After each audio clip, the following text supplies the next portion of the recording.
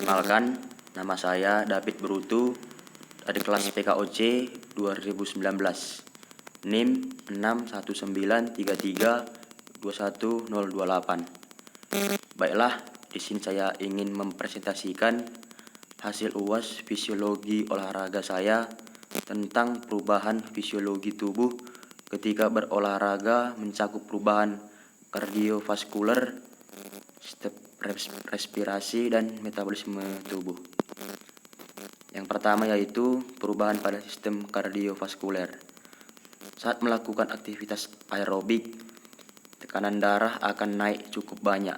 Misalnya selama melakukan latihan aerobik yang keras, tekanan darah sistolik dapat naik menjadi 150 sampai 200 Hg dari tekanan sistolik ketika istirahat sebesar 110 sampai 120 Hg.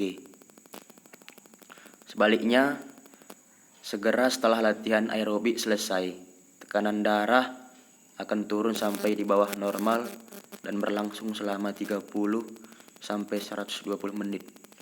Kalau olahraga aerobik dilakukan berulang-ulang, lama-kelamaan penurunan tekanan darah tadi berlangsung lebih lama. Itulah sebabnya latihan olahraga secara teratur akan dapat menurunkan tekanan darah.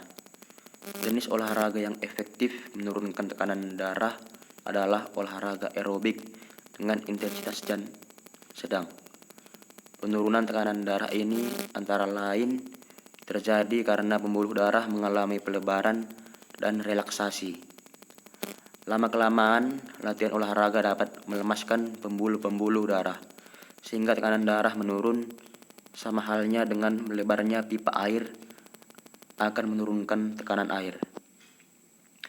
Penurunan tekanan darah dapat juga terjadi akibat aktivitas memompa jantung berkurang, karena olahraga dapat menyebabkan penurunan denyut jantung. Maka olahraga akan menurunkan cardiac output, yang pada akhirnya menyebabkan penurunan tekanan darah. Peningkatan efisiensi kerja jantung dicerminkan dengan penurunan tekanan sistolik, sedangkan penurunan tahanan perifer dicerminkan dengan penurunan tekanan diastolik. Sedangkan pada kelompok perlakuan, tekanan sistolik mengalami penurunan secara bermakna, sementara tekanan diastolik tidak mengalami penurunan secara bermakna. Hal ini mencerminkan adanya peningkatan efisiensi kerja jantung yang menyebabkan penurunan tekanan darah. Sementara faktor penurunan tahanan perifer tidak perlu berperan dalam penurunan tekanan darah. Yang kedua yaitu perubahan pada sistem respirasi. Definisi respirasi. Kata respirasi memiliki dua definisi dalam ilmu psikologi.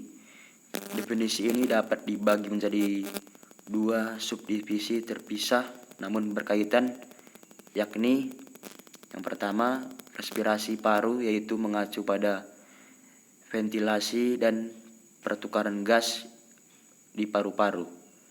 B. Respirasi culture, yaitu berhubungan dengan pemanfaatan dua dan produksi CO2 oleh jaringan. Yang ketiga itu fungsi paru-paru. Tujuan utama dari sistem pernapasan atau paru adalah menyediakan sarana pertukaran gas antara di lingkungan luar dan dalam.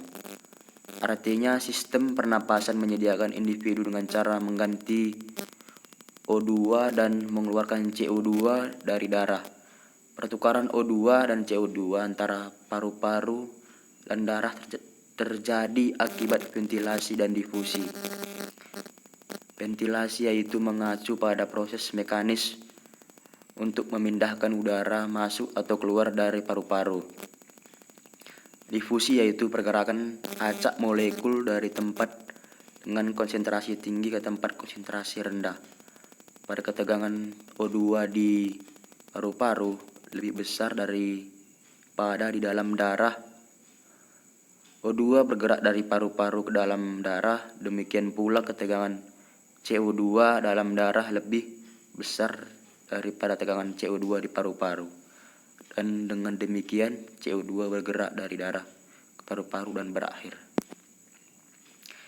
Yang keempat, struktur sistem pernapasan. Sistem pernapasan manusia terdiri dari sekelompok saluran yang menyaring udara dan memindahkannya ke paru-paru, di mana pertukaran gas terjadi dalam kantung udara mikroskopis yang disebut alveoli. Organ-organ sistem pernapasan termasuk hidung, rongga hidung, faring, laring, trakea, pohon bronkus, dan paru-paru itu tersendiri. Posisi anatomis paru-paru relatif terhadap otot utama inspirasi.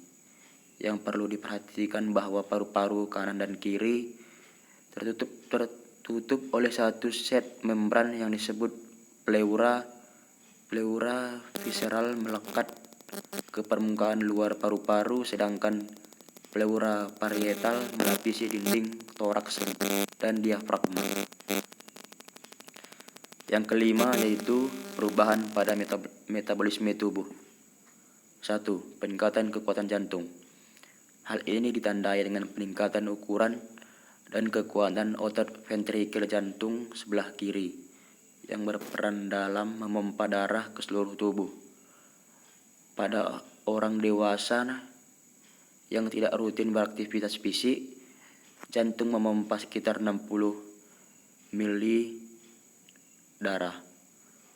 Namun orang yang rutin beraktivitas fisik dapat memompa hingga 100 mili dalam keadaan istirahat. Pembesaran otot. Sebagian organ penggerak tubuh, otot memerlukan banyak energi yang diperoleh dari oksigen dan simpanan bahan makanan.